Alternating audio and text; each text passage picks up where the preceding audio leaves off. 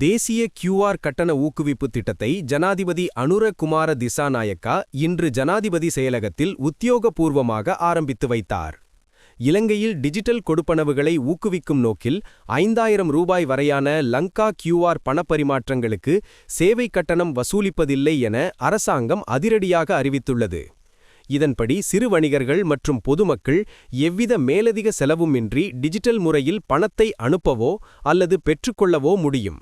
இதுவரை காலமும் வர்த்தகர்களிடம் வசூலிக்கப்பட்டு வந்த மர்ச்சன்ட் டிஸ்கவுண்ட் ரேட் எனும் சேவை கட்டணத்தை 5000 ரூபாவிற்கு உட்பட்ட அனைத்து லங்கா கியூஆர் பரிமாற்றங்களுக்கும் முழுமையாக நீக்க நிதி நிறுவனங்கள் தீர்மானித்துள்ளன. இது இன்று முதல் அமலுக்கு வருகிறது. இதன் மூலம் பெட்டிக்கடைகள் முதல் நடுத்தர வர்த்தக நிலையங்கள் வரை எவ்வித நஷ்டமுமின்றி டிஜிட்டல் முறையில் பணத்தை பெற்றுக்கொள்ள வழிவகை செய்யப்பட்டுள்ளது. நாட்டில் நாணயத்தாள்களின் பயன்பாட்டை குறைத்து காகிதமற்ற பொருளாதாரத்தை உருவாக்குவதே இத்திட்டத்தின் முக்கிய நோக்கமாகும்.